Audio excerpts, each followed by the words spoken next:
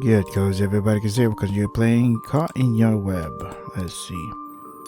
Where else should we go? I mean, there are two more endings left. Yeah. Shall we try this one?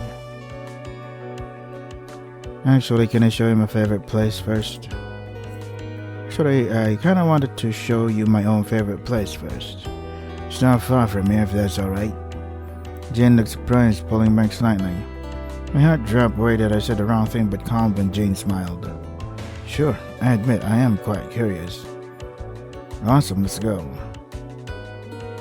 I led Jane away from the Union and into the Fine Arts building. We made our way through the mural painted hallways, and up the colorful stairs to the third floor. After making our way down a hallway, we entered a mezzanine, I don't know how to pronounce, style open sitting area with a railing that you could observe the floor from the below and the outside room. It was, like always, empty, free from the constant noise that plagued the rest of the campus. Here I felt completely free from prying eyes. Here I could breathe. Turned to Jane, curious about her reaction. She was glancing around the area with what I hoped was interest. Seemed like she hadn't been here before. I don't know if it's just the time, but it seems so quiet here. It's always quiet here. I don't think many people know about this place. That's why I like sitting here. I get to be by myself for a little bit. Plus the view is nice and I enjoy people watching on occasion. Jen walked over to the railing and looked over the side, a small smile tugging on her lips. How did you find this place then, if not many people know about it? Well, Anna has a lot of art classes in this building, so I've taken to exploring here while waiting for it to get done. This has been by far my favorite location in this building, the whole campus actually, so I come here when I have time to kill and nowhere to be. Jane hummed in appreciation. Thanks for taking me here. This is a nice spot. My chest lit up in joy. Was there anything else you wanted to show me here? The light in my chest flickered. No, that was it. Just this place. I feel my face heating up, but why? Jane liked this place, she said it herself. She even thanked me for showing her. And yet I couldn't help but feel like her response was tepid. Like I needed to do something else or show her something else to actually impress her. But I had no idea what. What should I... No, this was all in my head. Jane liked this place. She liked me. Why should I feel insecure about that? I was pathetic. Are you ready to see my favorite spot now? Yeah, absolutely. I'll lead the way then. So now we can skip this part. Skip this section. Yeah.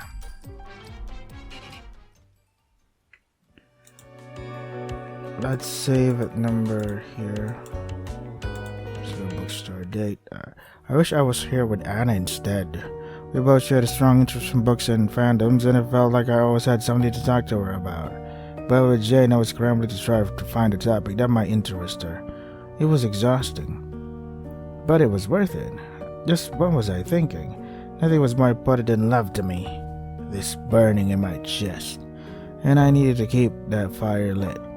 I'm sorry, did you want to go somewhere else? Okay, let's skip this. Jane gave me a gentle smile, but there seemed to be an edge to it. Don't apologize, I was happy to look at the books you love. Skip. It almost felt ingenuine.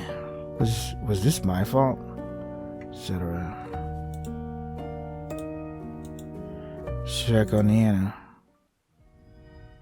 Okay. I couldn't think of any way to continue my thought. I didn't want to think that my girlfriend was capable of assaulting my best friend, but how much did I really know about Jane? Okay. We went on a handful of dates and messaged each other regularly, sure, but I couldn't say that I knew what she was or was not capable of. I wanted to give her the benefit of the doubt, but I didn't have the best track record of people living up to my expectations. So instead I let my sentence drop away and waited for Anna to answer. Okay. Can you open the front pocket of my bag? Anna nodded towards her pink backpack, which was slumped against a chair near the door. Doing as she told me, I opened the front pocket and pulled out the object inside. It was a switchblade. I want you to take that with you just in case. Cool. Take the knife. I pocketed the knife and zipped Anna's backpack up. And Anna handed me the key to the door, etc. You too, okay? Second date, I have a feeling that she likes to be the one that takes charge of our relationship. This may be problematic going forward. We're now official, but there's no way this will work. I might as well end things now while things are still good. For someone as insecure as Camelia, what I have to do will be a kindness. I struggled into a sitting position and slipped one of my bound hands into my pocket, relieved to find Anna's switchblade still there. Okay. The first time Anna invited me to hang out with them over the weekend in high school. It was the first time I'd ever spent the whole day with a friend ever. It made me feel normal for once. I feel a bit unsettled, but I take this opportunity to pull the knife out of my pocket and start working, by cutting the rope around my hands as subtly as possible. Okay. I'm so disgusted that I can hardly resist the urge to vomit. After such a pathetic speech, Jane dares to call what she feels love. Love means the world to me. It's the heat of my chest that keeps me alive. The thing that motivates me to continue trying no matter how many times my heart has been broken. It's often the only reason I wake up in the morning. Yet this miserable woman has the gall to use such a pure feeling as an excuse to get her next hit. I can't believe I ever fell for a ruse. I can't believe I ever gave her even an iota of my love. She's nothing more than an addict. I won't let her drag me down with her. The sound of Jane's knife falling on the ground echoes across the storeroom. Jane stands and stumbles back, clutching her cut hand. I stand as well, having long since cut my bindings when Jane was monologuing. Since when did you have a knife? Camellia. No. There you go.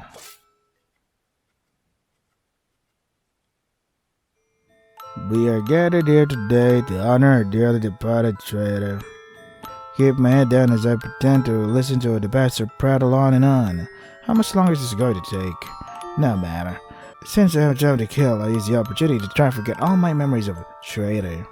Our first meeting, our first date, our first kiss, all our memories have been splattered over by red. I wish it would all just disappear. I never want to remember the time I gave up so much of myself for someone so undeserving. I hear some people whispering next to me. I hear she was another victim of the hot lady killer. But I thought the killer leaves his victims divorced. Was the traitor found in some storeroom or something? Maybe he didn't get a chance to hide the body. Scary. I have to catch him soon. After the funeral service ends and everyone starts dispersing, I see Anna walk up to me and her skin pale. Camilla, are you okay? I feel the tension leaving my shoulders when they approach. Anna. She was the one who warned me about the traitor in the first place.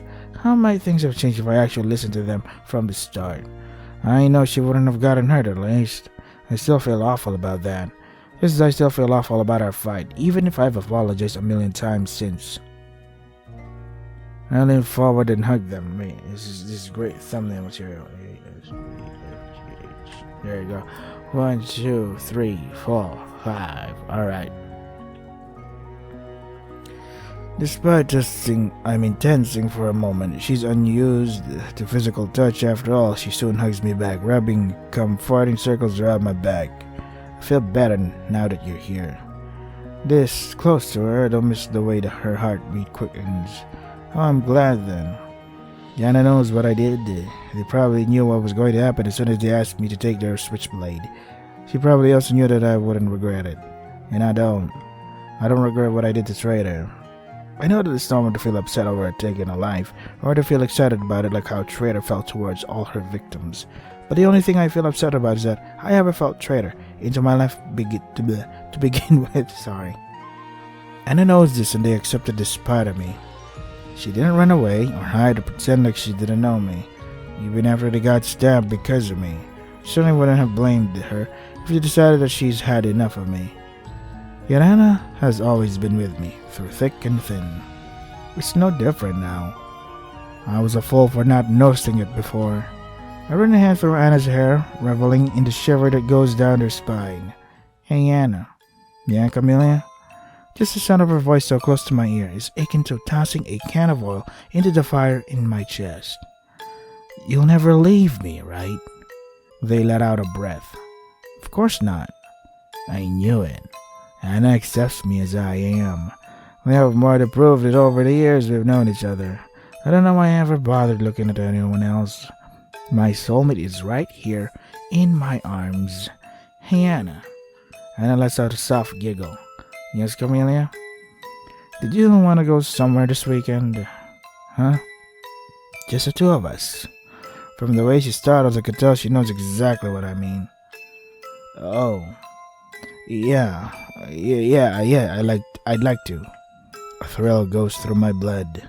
I've messed up so many times before. Trader perhaps being my biggest mess of all. But none of that matters anymore. I've finally found my one true love. I'm never letting them go. I lean back from Anna's sparing Trader's grave. One final look before I lean forward again and kiss her. It was always you. Alright. So one last ending. Leave it. It's okay, I won't need this. Put enough back into Anna's backpack. And I thankfully didn't press me on the issue. Okay. Jane pauses. She's probably waiting for me to speak my final words. But what can I possibly say at this point? It's over. This pathetic woman will kill me. Also, she can have a twisted reliving of her last moments with her first love again, and there's nothing I could do about it. I was too slow and too desperate for validation to see that every time Jane looked at me, she was looking at someone else. Now, it's too late. I fell for Jane's trap, and now I'm nothing more than a puppet to satisfy Jane's craving. I would rather not drag out the ending. I meet Jane's eyes to give her a small mocking smile. The meaning is clear. I have nothing to say to you. A flash of something burns through the obsession fog in her eyes, and I feel a sick satisfaction knowing that in my final moments, it's me she sees before. I don't cry during Camelia's funeral. I didn't even cry when I heard that her body was found. I don't know why. My heart feels as if a knife has been lodged into it, and nothing will ever dislodge it. I can't even escape my grief in my dreams. I'm constantly turning to the seat next to me, waiting for someone to be there. My voice has become rusty from unuse, with no one to talk to. I am half a person without Camellia. My mom thinks I'm in shock. She thinks that Camelia's funeral will give me a little bit of closure. But it's more the same. I'm shocked at the amount of people who show up for her funeral. It's not a huge number, but I know that Camellia will be happy to know how many people care about her. She was always lonely after all, which I think is why she became so attached to me. I was a steady presence to her, but to me she was everything. I think I loved Camellia from the first moment I saw her. I missed the first few weeks of high school due to illness, and by the time I finally started, everyone already made their own friend groups. I didn't have anyone to hang out with between classes, or eat lunch with, or study with. Then there was a group assignment in one of my classes. I didn't know anyone enough to group up with, but Camellia grabbed me with no hesitation. Afterwards, I did anything I could to be her friend. It wasn't hard. Camellia was just as lonely as I was. To the other kids, she was difficult to handle. Even I thought so. Watching her cut herself open for each of her crushes was painful to witness. We got into constant arguments over it. But we always made up because in the end, all we had was each other. Each time we reconciled, I was reminded of just how sacred our friendship was. By the time I realized how foolish it was to stubbornly hold on to our friendship, it was too late. Now Camellia is dead. I shouldn't have used our friendship as an excuse to hide behind. Maybe if I told Camellia how it felt sooner, things would have turned out differently. Maybe. Someone places a hand on my shoulder, startling me out of my memories. The scene comes back to focus. Camilla's freshly dug grave, the cloudy sky, the near-empty cemetery. I look up. Jane, my ex-roommate, Camilla's ex-girlfriend, and the one who killed her. My condolences, Anna. She doesn't sound very consoling at all. I feel terrible about losing my girlfriend like this. It's a scary world out there, especially with the hot lady killer still at large. Jane leans forward. You should be careful. Jane smiles before releasing my shoulder and walking away. A threat? I lost the evidence that I had against her, but she knows that I know what she is, what she's done. She wants me to stay silent or lose my life. But even if I stay silent, I know that Jane won't take any chances. It's only a matter of time before she has me killed. I don't fear death, because when I die, I'll finally be able to reunite with Camellia. There's just one thing I need to do first. How are you doing, honey? During the ride home, my mom unsuccessfully tries to start a conversation with me. Please don't tell me you're going to lock yourself in the basement again when we get home. That project of yours, it's not good for you. I have a half a mind to keep you out of the basement. I promise I'll eat supper tonight. No, Anna. My voice is hoarse. It's probably the first time I've spoken in days. My mom can barely hold back her sobs. I wish she had the emotional capacity to sympathize with her. But all I have been able to feel since Camilla left me is hollow. As soon as we get home, my mom starts making my favorite meal, and I walk downstairs. I flick on the light and examine the pictures and notes covering the walls. This has been what I've poured all my time and energy into for weeks. Public knowledge, rumors, deep dives, the findings from private investigators I hired with my small savings. All of it was pinned to the walls, a web that outlined the people Jane killed, the means, and the theories behind why. Jane's parents are influential. There's no way I could take this evidence and fight them through the justice system. I would be eaten alive. But there's one more way to get justice. Killing her myself would be too quick. Too easy. The police have been all bought out. But in the eyes of the public, anyone is fair game. In the end, it doesn't matter how influential Jane's parents are. It doesn't matter if they can rig the court. It wouldn't matter even if Jane were innocent. If I can lead the public to believe that Jane is the killer, she'll never be able to escape the stigma. But I can't be sloppy. I'll have one chance to do this, so I need to make sure the evidence I have is solid and irrefutable. At least for the terminally online people who enjoy enacting their own sense of justice. For that, I need more information. I open 1M and scroll through the forums, taking screenshots of all the theories people have about Camilla's death.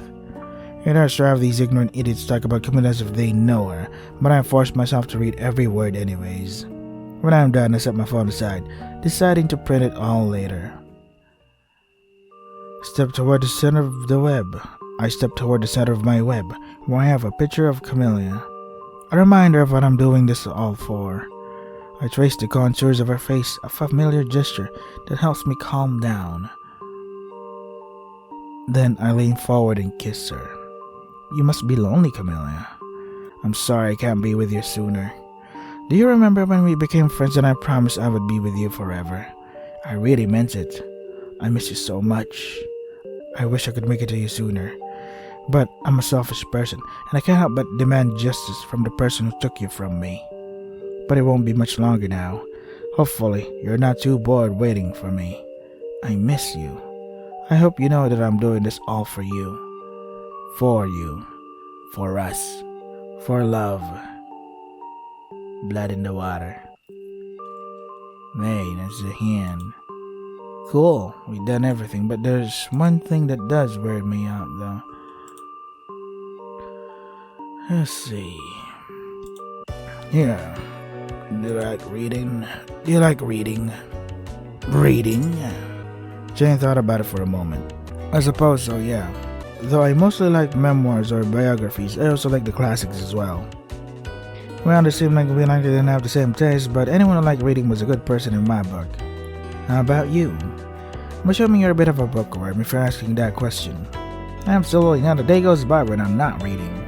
Though I mostly stick to reading fantasy, romance, and all that. Can't say I'm well versed in the non-fiction genre. But I didn't want to sound like I wasn't interested, so do you have any recommendations? Jane laughed. I could probably list 100, couldn't you as well? Totally.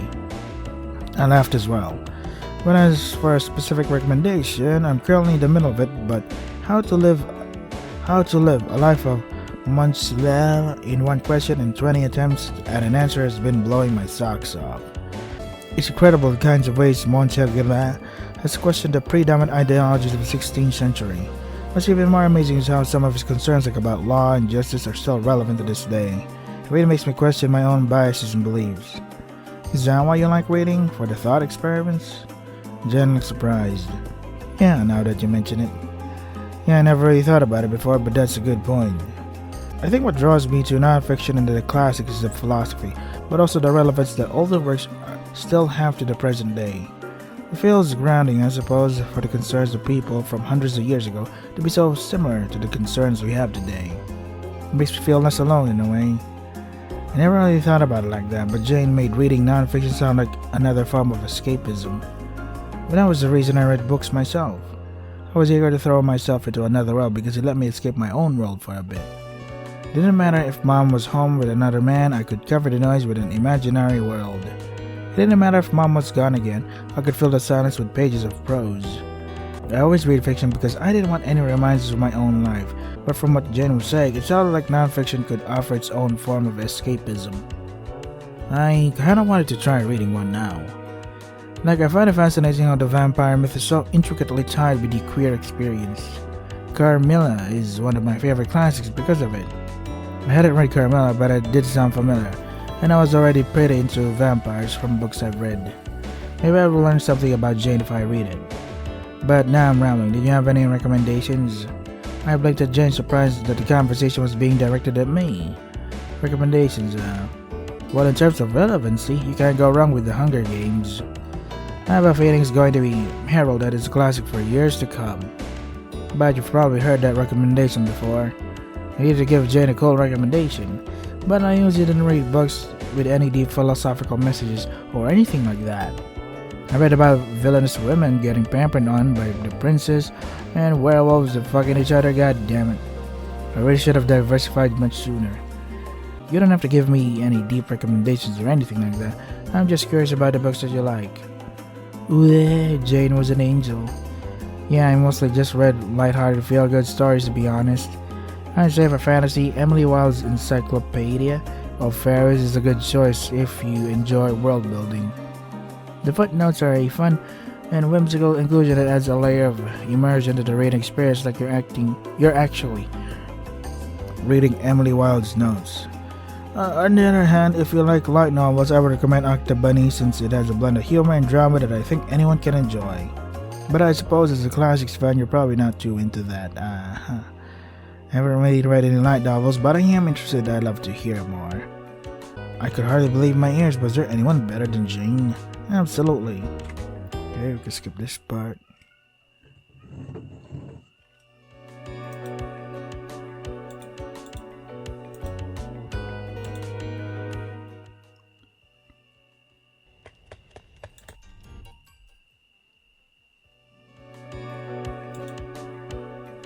After picking up of Monte biography, Jane recommended we sat down at the cafe to chat. And then that stuff happens, etc.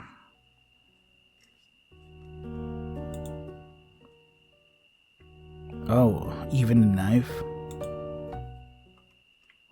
First date, her interests don't really seem to align, but she seems eager to please. That can easily be fixed. I will have to test her further. Second date, etc. Okay.